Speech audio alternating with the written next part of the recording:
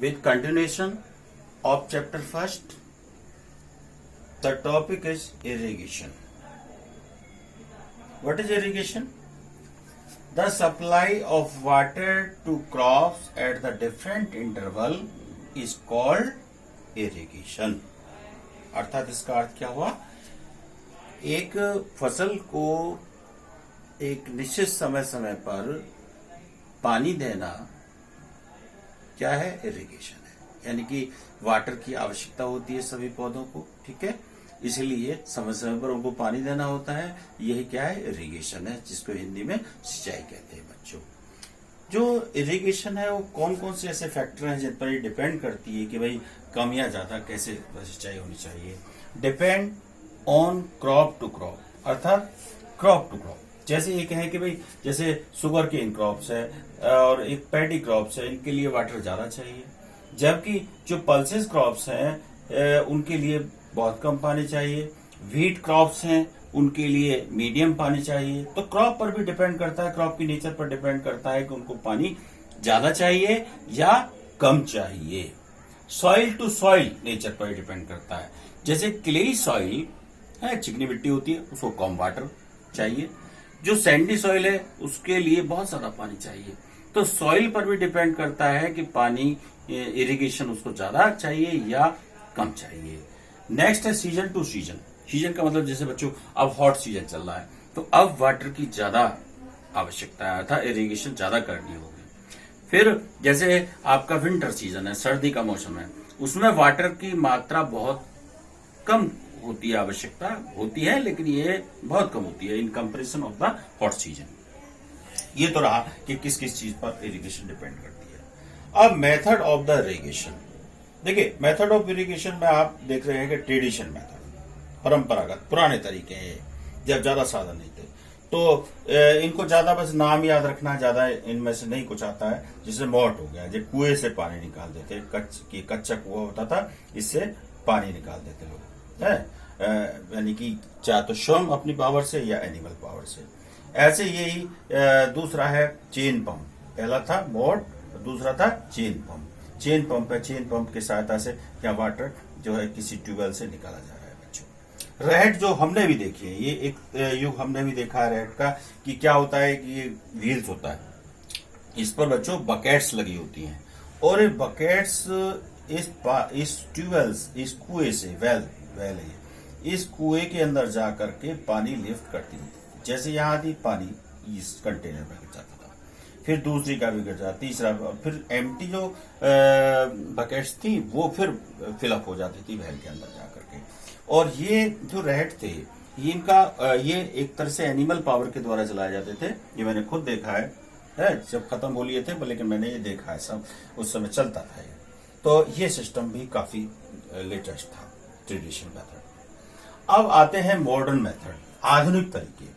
Modern method में आधुनिक इस स्प्रिंकलर सिस्टम, बच्चों छिड़काव विधि है और ये यहाँ वहां पर उपयोगी है जहां की भूमि समतल नहीं है, अनइवन सरफेस है, समझे नहीं, कहीं ऊंचा हो गया कहीं नीचा हो गया, पानी की शॉर्टेज है, तो ऐसी स्थिति में स्प्रिंकलर इरिगेशन सिस्टम यूज किया जाता है। ये वाला मेथड है। इसमें होता क्या है, ये बच्चों वेल है और यहाँ पर मोटर रखी हुई है, तो ये पानी लिफ्ट कर रही है मोटर इससे, और ये पाइप के थ्रू होता हुआ यहाँ पर अटैच है, इन पाइप से अटैच है यहाँ पर। और ये पाइप जो है वो स्प्रिंकलर यानी कि एक तरह से रोटेटिंग नोजल है, ये घूमने वाला नोजल है, इसमें चले जाते हैं। जैसे आपने पिकनिक गए होंगे, आपने फुहारे देखे, फुहारे में पानी ऐसे ऊपर पाइपों से ऐसे जाता रहता है, तो सेम जो है ये जो पानी है स्प्रिंकल होकर के छिड़क करके किस पे जाता है? पौधों पर, समझे। तो ये आपका स्प्रिंकलर मेथड हो गया और पानी की बचत होती है। और जहां पर अनइवन है सरफेस होती है लैंड्स की, वहां पर भी एक तरह से यूज की जा सकती है सिंचाई है। और ऐसे होती है जैसे कि वर्षा होती है, वर्षा के तरीके से स्प्रिंकलर इरिगेशन होती है। नेक्स्ट है ड्रिप इरिगेशन, जिसको बूंद बूंद सिंचाई कहते हैं, जहां वाटर की बहुत शॉर्टेज होती है बच्चों, ठीक है। फ्रूट वाली क्रॉप्स के लिए बहुत ज्यादा आवश्यक है, बहुत अच्छी रहती है। तो यहाँ भी क्या है, वेल है, यहाँ पर मोटर रखी हुई है, तो मोटर ये वाटर लिफ्टिंग कर रही है और ये पाइप के थ्रू इन पाइपों में जा रहा है। सॉरी, यहां पर जो है ये रॉस ऑफ द प्लांट्स हैं, पौधों की पंक्तियां हैं। तो पाइप जो है ऐसे एडजस्ट किए जाते हैं ताकि इन प्लांट्स की रूट से अटैच हो और बूंद बूंद कर करके इन रूट्स को ही पानी मिलता है, फालतू पानी वेस्ट नहीं होता इस सिस्टम में, है केवल रूट्स को ही पानी दिया जाता है। तो इसका फायदा यह है कि जहां poor ability of the water है वहां पर ये जो सिस्टम है, ड्रिप इरिगेशन का सिस्टम है, बहुत सूटेबल होता है बच्चों। दोनों ही बहुत ही अच्छे मेथड्स हैं, पानी की शॉर्टेज और सबके अपने अपने लाभ होते हैं। फिर है सोर्सेज ऑफ द इरिगेशन, यानी कि ऐसे कौन कौन से साधन है जिनसे हमें सिंचाई कर सकते हैं। जैसे आपका एक तरह से वेल हो गया है, ट्यूबवेल हो गया, कैनाल हो गई है, रेन हो गई। तो बहुत सारे ऐसे मेथड हैं जिनके द्वारा हम जो है इरिगेशन कर सकते हैं। है last topic is the protection from the weeds. बात आती है वीड्स क्या होते हैं। Undesirable plants is called weeds. ऐसे पौधे जिन्हें हम उगाते नहीं हैं, उगाते हैं, मेन क्रॉप से कंपटीशन करते हैं, फूड के लिए, शेल्टर के लिए, एक्सेट्रा के लिए, और टॉप प्रोडक्शन को घटा देते हैं। ऐसे अवांछनीय अनडिजायरेबल प्लांट्स को वीड्स कहते हैं बच्चों। अब बात क्या है कि जब ये हानिकारक होते हैं बच्चों, जैसे बथुआ गेहूं के साथ, तो ये वीड्स हो गया। अब वीडिंग क्या होता है, व्हाट इज वीडिंग बच्चों? Weeding controlling of the weed, यानी कि removal of the weed is called weeding. अर्थात वीड खरपतवार को यानी वीड को कंट्रोल करना क्या है, वीडिंग कहलाता है बच्चों। अब इसके कुछ मेथड भी होते हैं वीडिंग करने के। पहला है टिलिंग। टिलिंग जुताई करते हैं हम, यानी कि फसल बोने से पहले हम क्या करते हैं बच्चों, टिलिंग करते हैं, अर्थात एक तरह से खेत की जुताई करते हैं, जिसकी वजह से वीड कंट्रोल हो सकते हैं। फिर दूसरा बाय हैंड, अर्थात मैन्युअल रिमूवल हो गया, अर्थात हाथ से खरपतवार को उखाड़ दें, वीड को उखाड़ दें, अपरूटेड कर दें, तब भी ये खत्म हो सकते हैं।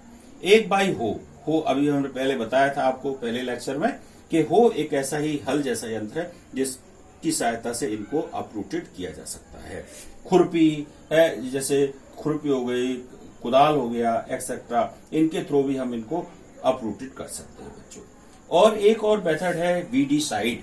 वीडीसाइड क्या होता है, केमिकल मटेरियल होते हैं बच्चों जिनका उपयोग वीडीसाइड के रूप में यूज कर सकते हैं। जैसे एग्जाम्पल 2,4-D, समझे, 2,4 फिर डैश D, ये केमिकल है बच्चों। ये केमिकल क्योंकि हार्मफुल होते हैं, इसलिए हम जब भी इन केमिकल्स का यूज करें अपने नाक पर या माउथ पर है कोई कपड़ा लपेट ले ताकि ये केमिकल हमारे अंदर ना जा सके। ठीक है, तो this is the end of my video. Next I will teach the next time.